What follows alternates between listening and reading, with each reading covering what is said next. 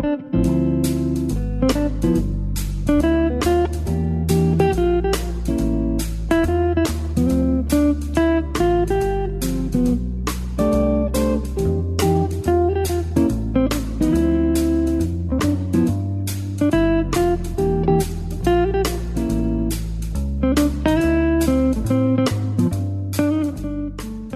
to the Living to 100 Club podcast. Well, hello to everyone joining us today on our podcast. You're listening to one of our successful aging episodes this month on the Living to 100 Club program, and I am your host, Joe Casciani. Each program, our conversations educate and inspire, helping you get the best out of all the years we're given, regardless of what obstacles come our way. You can learn more about our club at our website. Be sure to take a look at my new training and activities manual, Better, Longer, and Happier, a guide to aging with purpose and positivity.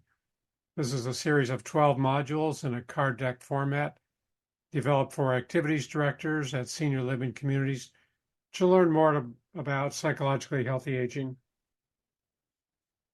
Modules 1 through 6 are now on sale, so please visit the website livingto100.club/BLH. Now, on to today's program.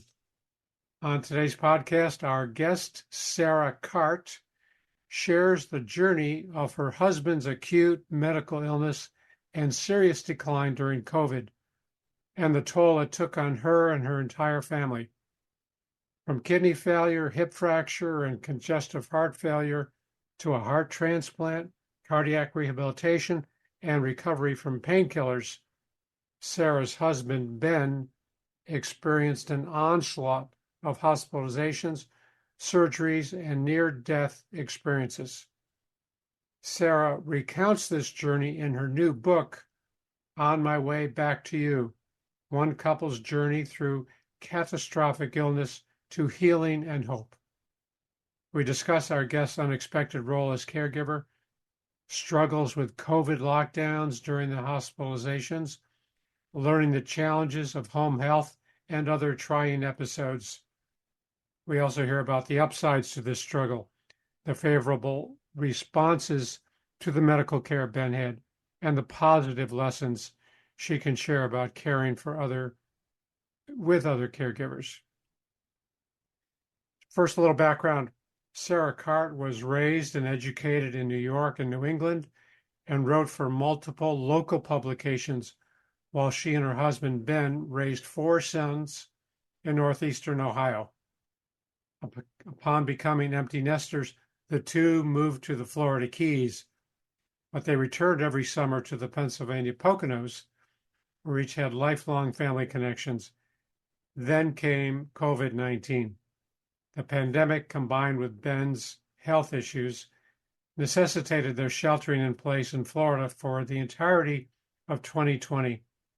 In the wake of Ben's undergoing miraculous life-saving measures, they have been afforded the unanticipated gift of a future, and more than ever before, relish their time spent with family and friends. Sarah, welcome to our program today. Thank you so much for having me. It's an honor to be here. Oh, you're most welcome. I always like to open by asking our guests to tell us about the journey that brought you here today. I guess that's why you wrote your book. You've been through a lot. Can you give us maybe a summary of how you are here today? Well, it's the overview is that Ben and I met in college, married, raised our 4 sons, and were living the dream, which in the thick of it we called controlled chaos. And then in 2017, he was diagnosed with his autoimmune disease. We were told that it was incurable and all we would be able to do was treat the symptoms. So that's what we did, sometimes well and sometimes not. And it migrated from organ to organ. And with each new issue, we managed by fits and starts to catch up or keep up until he went into congestive heart failure and ended up with a pacemaker, which is when it all really became real and we understood we were in trouble. When the pacemaker couldn't keep up, we were told that his only hope was for survival would be if he got a heart transplant. And whether or not he could get on the list was an open question because of the autoimmune. So when 2020 arrived, we were working on that, getting him on the list, and we were losing ground. Ben was obviously dying. He was in pain all the time. Our every conversation began with my asking, what hurts? How can I help? And we were doing a round of home IV antibiotics for infected wounds in his ankles. There was talk of amputation. He wasn't able to sleep. He was constantly exhausted. He was taking falls. He had no executive function. And then 2 weeks after the world shut down with COVID, his kidneys shut down too. And he ended up in the ICU at the Cleveland Clinic in Western Florida. Wow. COVID protocols meant he couldn't have any visitors, and his status changed hour by hour. He made it onto the list, then he was off the list, then he was back on the list. And he was about to go off the list again when we heard that a heart had been allocated, which was a miracle.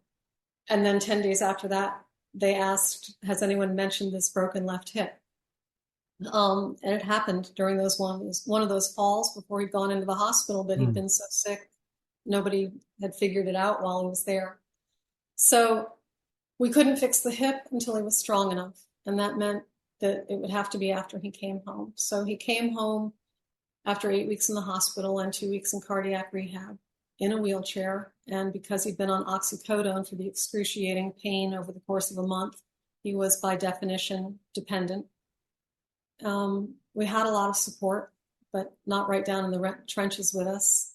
Home health care was a cluster, both because of the way we live so far out of the mainstream and because of the pandemic. And we had regular appointments with the doctors at the hospital, so I had to get him in and out of the car and all kinds of things that were challenging. But they were wonderful about putting us in touch with pain management counseling right away. And once he finally got his hip replaced, they helped us understand when it was best for him to use the oxycodone and then how to get him off of it. But 6 months post-transplant, he'd learned to walk again. He was getting stronger. I could finally believe he'd truly found his way back. And writing On My Way Back to You was a way to process all of that. It's a life and death love story, which, because of an extraordinary gift from a family that turned their tragedy into our miracle, has happened. That's quite an ordeal that you and he went through. How is he doing now? He's doing fabulously. He takes upwards of 200 pills a week, which he will do for the rest of his life. But on occasion, he annoys me, and it's really wonderful. Yeah, so I didn't read the title of our program, but let me just put the spotlight on it. A heartfelt story of love, caregiving, and recovery. So a lot of what Ben went through was shared by you and your sons, of course. So was there anything that it was so unexpected, this autoimmune condition? Was there anything that triggered it? Do you have any idea that what brought it on? I have my suspicions. I mean, of course, the doctors don't say anything definitive, but I think it was stress. Ben has always been really easygoing, a high energy guy. He's always believed that if you make something a priority, you'll be able to handle it. But 2015 was an economically challenging time for the company that he and his business partner had founded 30 years earlier, and he was worried about his employees. And at the same time, his father, who was Ben's mother's primary caregiver, suddenly became ill and died within 3 months. So we were long distance arranging for 24/7 care for his mother and settling his father's estate. That all landed on his shoulders. And once the autoimmune took root, it took a while for us and for others to accept that it needed to be our primary focus.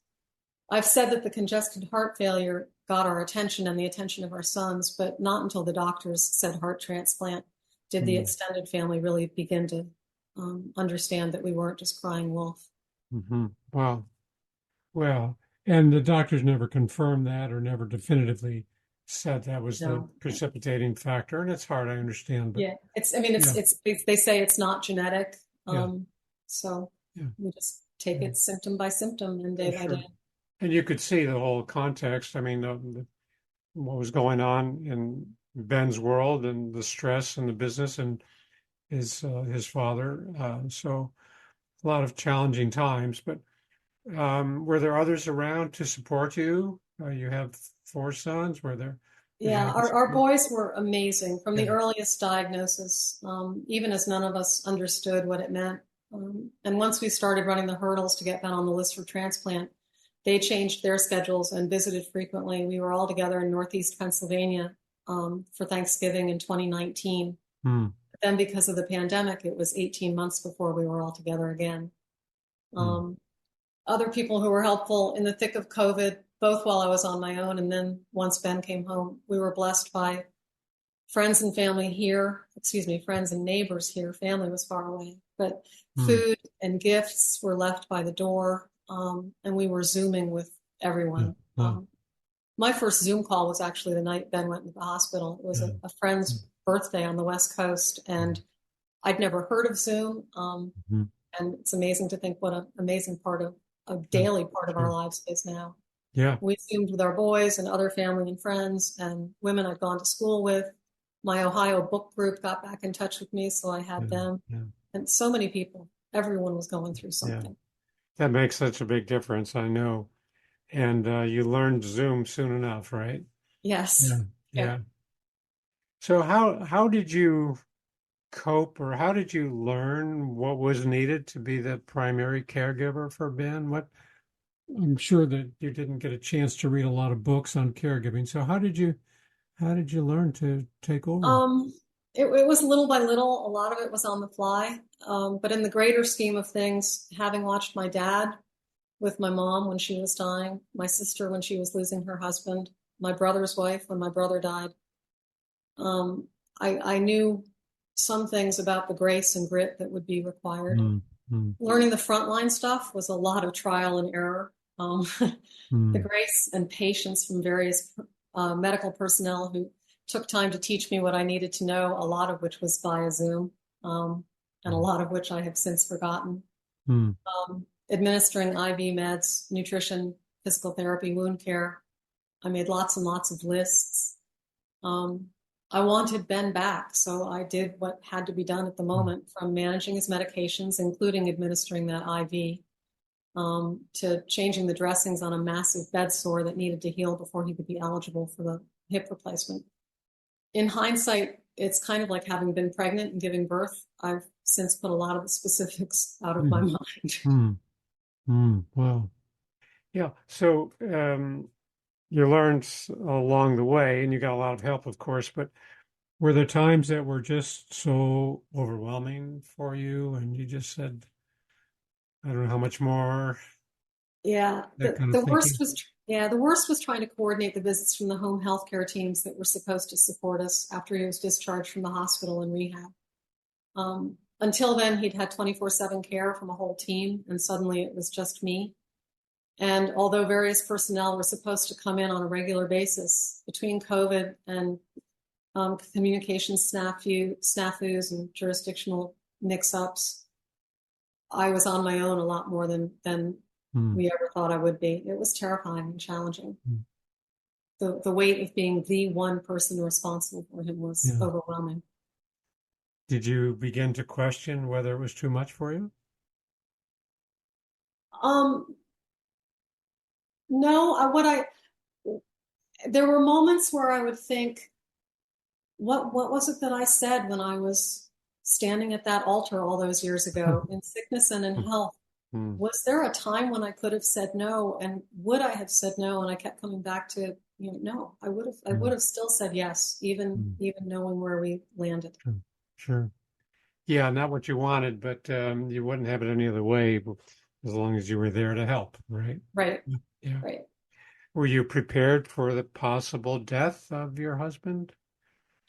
As prepared as I could have been. I know so many people who are coming face to face with this kind of thing. There's heartbreak, but you don't realize until you're in the thick of it that this is the kind of thing that can bring you closer as well, and what it means to treasure each day. I said yes to various opportunities to be involved in different organizations so that if and when he died, I'd have places I needed to be, so I couldn't just be in the back of my closet with my thumb in my mouth. And a lot of that was with Ben's encouragement. Can you share what some of those organizations were?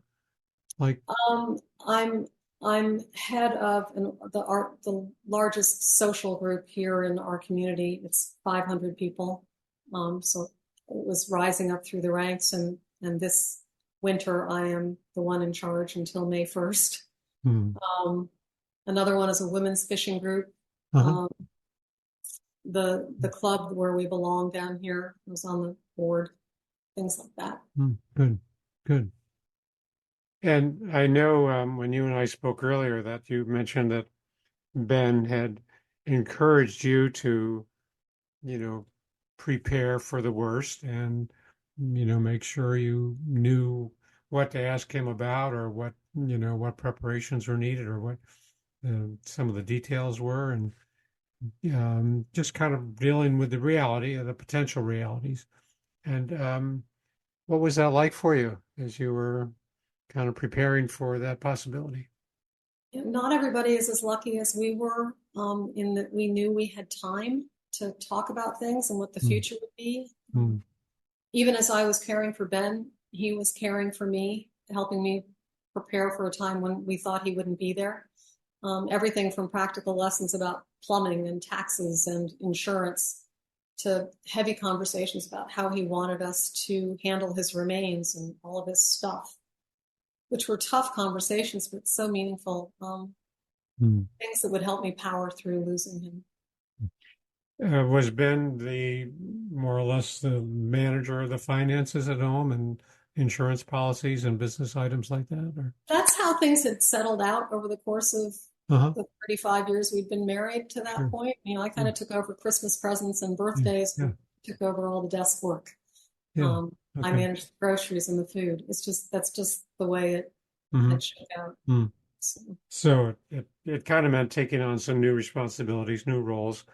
Yeah. And just in the eventuality that you needed to be more informed about it. But yeah, like you say, that was fortunate because you had the time. I ended up with a glossary in my computer so that a Word document where I could go look up things, like I could look up the insurance policy by number and see the premiums were due, things like that. That's what you need. That kind of organization goes a long way. Yeah. I mean, he'd even told me when I would need to look into Medicare. So okay. So I know you wrote your book. A lot of it is devoted to kind of giving recommendations, tips, ideas, insights to other caregivers. What kind of things can you share with our listeners that you'd want to pass on to people who might be in similar situations? I think one of the most important things is to develop some sort of faith practice. It's a version of strength training.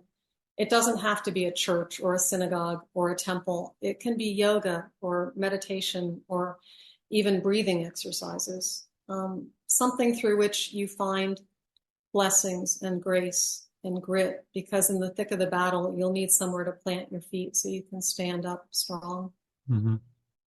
So, what did you use?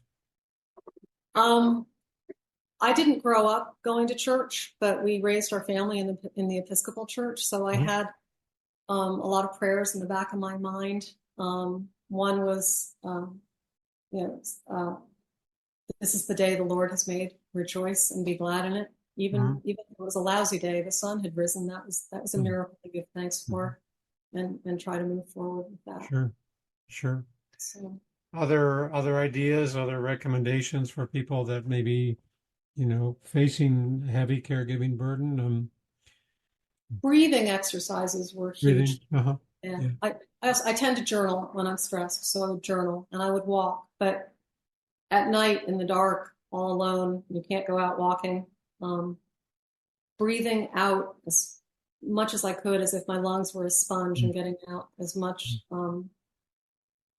Thinking of all the bad stuff, the fear, the anger, the grief. Those were all being squeezed out of my lungs. And then once my lungs were, I need to breathe in, trying to breathe in joy and gratitude and peace and grace and blessing and positivity and determination, fierceness for the battle, and then exhaling again all the bad stuff, squeezing it out.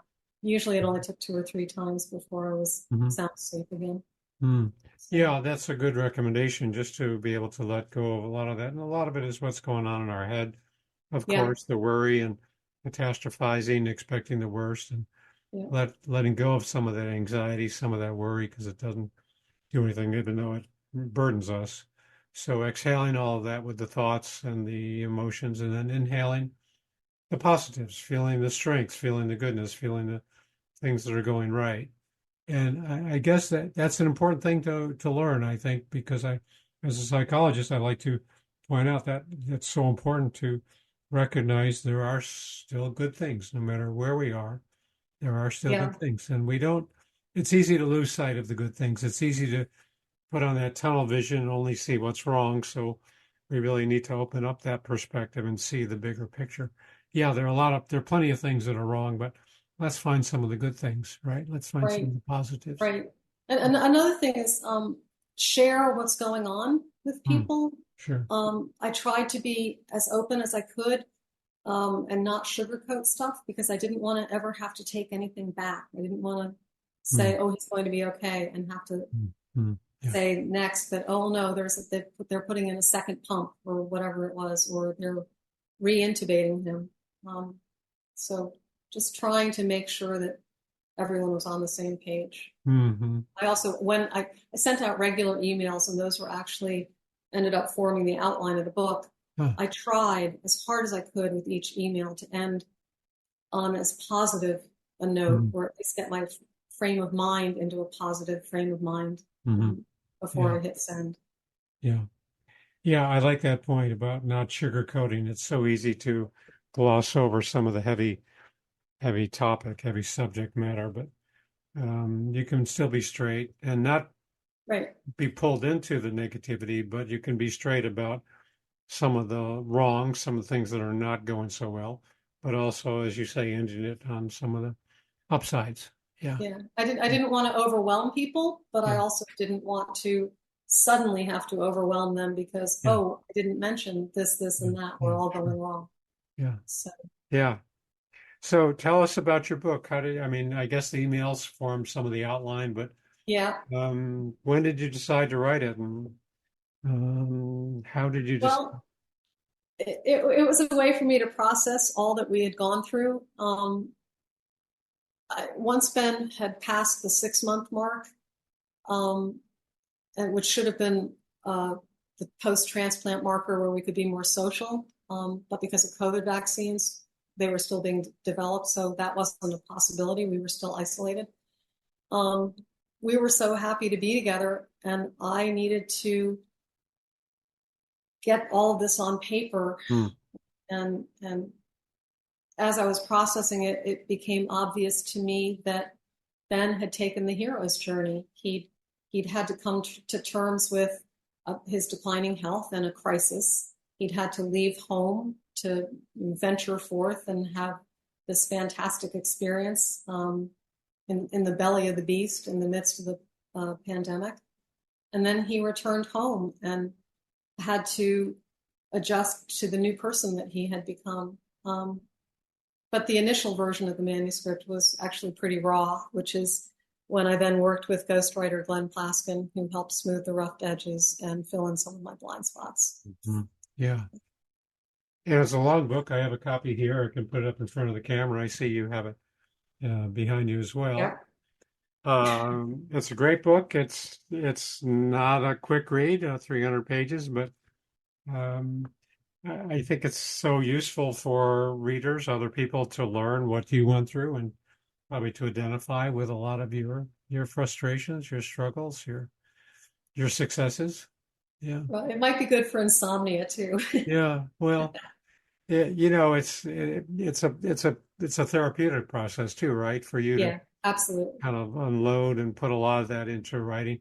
And you mentioned you were doing journaling as well along the way. Did you keep your journal write-ups, or I've read where sometimes it's okay to write for 30 minutes and then tear it up or erase Oh it? no, I have bound books. Yeah, okay. Yeah, Okay. How long it's would you write? fascinating.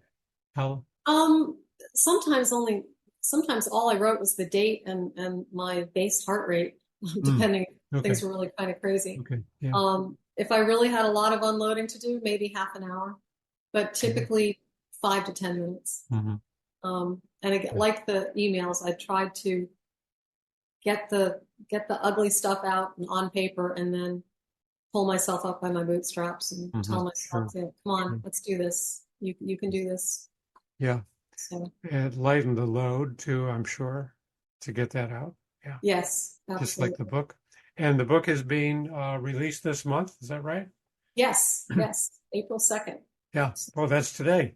That's today. Congratulations. Yeah. Thank you very much. Congratulations. Yeah. But you were also a writer earlier in your career?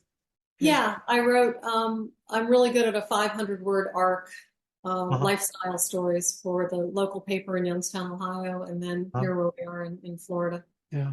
So, well, okay. So again, the book is On My Way Back to You, One Couple's Journey Through Catastrophic Illness to Healing and Hope. Sarah, some takeaways for our listeners, any points that you really want them to remember from this conversation? everybody is going through something. Treasure each day, which sounds like such a cliche, but really it comes back to that rejoice and be glad in it. There is always something for which to be grateful. And on that note, organ donation is an unbelievable gift. Yeah, that doesn't come up very often it's so important. I wonder why people are reluctant to agree to that. Yeah. It's part of accepting that we are not invincible, I think. Yeah. It's one of those hard conversations. Yeah. Well, of course, that's only the tissue. It's not our Right. soul or our energy or our life, our spirit. Yeah. So how can people buy a copy of the book? It's available wherever books are sold. Okay. If they don't have it in stock, they can order it for you. Available on Amazon, most likely? Yes. Yeah. Yes. Okay. All right. So just to recap those takeaways, everybody's going through something. Treasure each day, and there's always something to be grateful for. And I also want to emphasize the point you made about sharing with others and not trying to carry the whole burden yourself, and being willing to share. Not that you're asking people to take on your load, but it does ease the burden we're carrying when we can share what we're going through. Yeah. It's a little bit like letting the pressure off the top of a propane tank. Yeah, exactly. Yeah. Well, thanks so much for being a guest on our program today. I just want to remind my listeners to visit my website, livingto100.club, sign up for my email list, and download a free copy of my 9 tips to make living longer enjoyable. And if you're affiliated with a senior living setting, be sure to look for our new training manual, Better, Longer, and Happier. Sarah, thanks again for being a guest on our program, and good luck to you with the book sales. Thank you very much. Thank you. I really appreciated being here today. Oh, great. Glad to have you. Thank you. Thank you.